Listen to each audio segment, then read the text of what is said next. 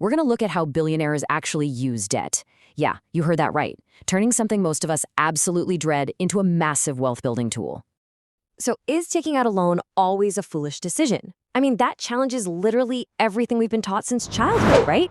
If debt is just this terrible trap that makes people poorer, why do the world's wealthiest individuals borrow billions from banks just to get even richer? Do they just not have enough cash? Or do they know how to play a game the rest of us just don't? Well, let's find out. To wrap our heads around this, we're going to unpack the billionaire playbook in 6 simple steps. First, we'll look at the fear of debt. Then, good versus bad debt. Third, the power of leverage. Fourth, the wealthy tax game. Fifth, using other people's money. And finally, speed versus safety. Let's get right into it. Section 1, the fear of debt, and unlearning middle-class conditioning. You know, just hearing the word loan triggers major anxiety for so many of us. Let's talk about why that is. Think about the advice most of us grew up hearing. Things like cut your coat according to your cloth, or that credit cards are this dangerous, terrifying trap. We're told a safe, stable job is the only real path, and that taking on debt just means lifelong stress and endless monthly payments. Parents practically beg their kids to stay away from borrowed money. And hey, to be fair, they aren't entirely wrong. For the middle class, a loan usually just means lifelong payments for a wedding, the crushing weight of a personal loan, or paying off a vacation for years. It's just a constant drain on your wallet. But then, you look at the ultra-wealthy, and it's a totally different universe. Legendary investor Warren Buffett actually hits the nail on the head here. He says, risk comes from not knowing what you're doing. He's basically telling us that the true danger isn't the debt itself, it's the lack of financial education. If you don't know how money works, then yeah, for sure, a credit card is a trap. But if you do know, that exact same tool can literally help you build an empire. It really boils down to a massive divide in mindset. The middle class sees a loan as a heavy burden, a complete trap. But the wealthy, they see it as leverage. Think of debt as a totally neutral tool. It's kind of like a super sharp chef's knife. In the hands of someone who doesn't know what they're doing, it's going to cause a serious injury. But give that exact same knife to a master chef, and they'll use it to prepare an incredible 5-star meal. It's all about the skill of the person holding it. Which brings us perfectly to Section 2, good versus bad debt, or what I like to call the difference between draining and gaining. Because if you don't understand the difference, every single loan just looks like a massive threat. The difference here is absolutely stark. Bad debt takes money straight out of your pocket to buy things that lose value instantly. Think about buying a brand new car on a payment plan. The literal second you drive it off the lot, it loses 10 to 15% of its value, but you're still paying interest on the full original price. Or falling for those zero-cost psychological tricks just to get the newest iPhone, which is going to be worth half its price by next year. Contrast that with good debt.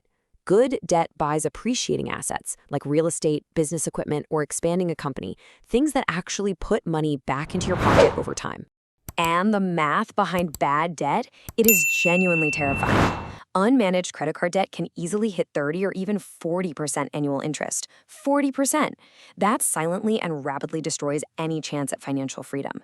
It traps folks in this brutal cycle where they might earn a fantastic salary, but most of it goes straight back to the bank just to service that bad debt. Let's move right into Section 3, the power of leverage, doing more with less. This is where we see how the wealthy use good debt to trigger true wealth creation. Now, leverage might sound like one of those risky, complex corporate buzzwords, but it's really not. It's actually a standard, highly calculated wealth-building machine. It just means you aren't waiting around to save up the entire purchase price for an investment. Instead, you use a tiny fraction of your own cash, borrow the rest, and capture a massive opportunity right now. Let's run the numbers on this really quickly. Say you have 10 locks. If you invest that without leverage and get a 20% return, you make 2 locks in profit. Not bad. But what if you combine your 10 locks with a 10-lock bank loan at 12% interest? Your total investment is now 20 locks. Your 20% return jumps to 4 locks. After you pay the bank their 1.2 locks in interest, your final take-home profit is 2.8 locks. Notice what happened there?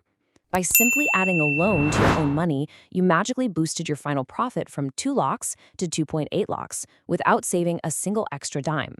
Real estate is pretty much the ultimate playground for this math. You put down just 10 locks to buy a 70-lock asset.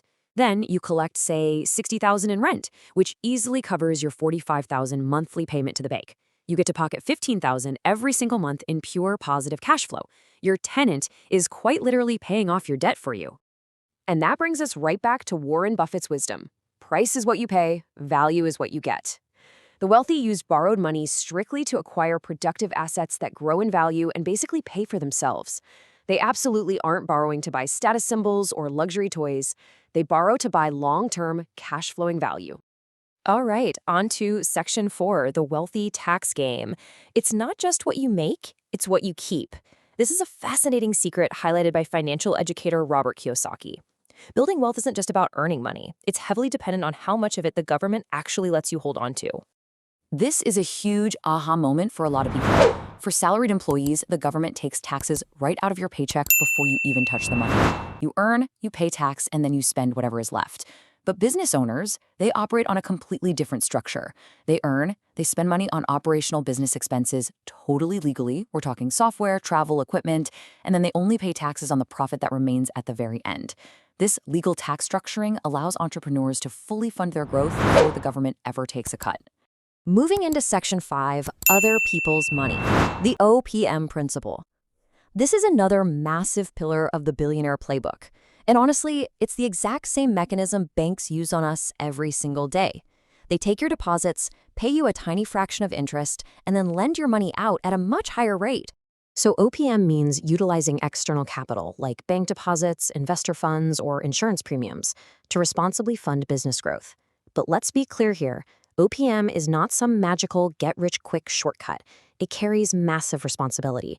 Investors and banks are only going to hand over their capital if you've already proven you have the competence, the vision, and the absolute discipline to multiply it. A brilliant real-world example of this is once again Warren Buffett.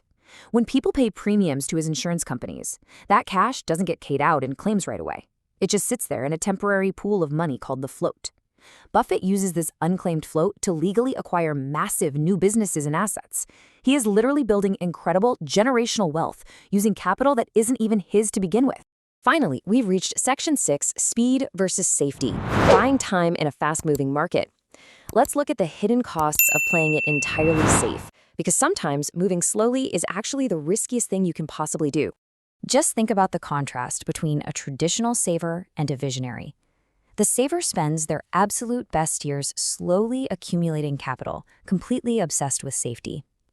But by the time they finally have the cash, the market opportunity has completely passed them by. The visionary, on the other hand, uses debt to literally buy time. They borrow so they can act immediately, capturing a massive trend before anyone else even sees it coming. The Reliance Jio story is the perfect proof of this concept. Acting with speed and heavily leveraged capital is sometimes the only way to dominate a rapidly evolving tech landscape. Mukesh Ambani didn't sit around waiting to slowly build out cellular towers using pocket change over 3 decades. No way. He used massive debt to build the infrastructure almost instantly. Because of that incredible speed, he completely captured the Indian mobile data revolution before competitors even knew what hit them. So let's bring it all together and review these key takeaways. What we're talking about is a profound shift from a mindset of scarcity to a master playbook of strategic wealth creation. Debt is a neutral tool. If you handle it with the right financial education, focus on buying cash-flowing assets instead of just funding a flashy lifestyle, master leverage and OPM, and treat speed as your competitive advantage, well, debt stops being a heavy burden and it actually becomes your greatest accelerator. As we wrap up this explainer, I really want to leave you with a provocative thought. At the end of the day, the wealthy don't work for money. They figure out how to make money, even borrowed money, work incredibly hard for them. So the question is, will you use debt to build an asset, or will you avoid it entirely and just work for money forever? Thank you so much for joining me on this deep dive, and keep learning.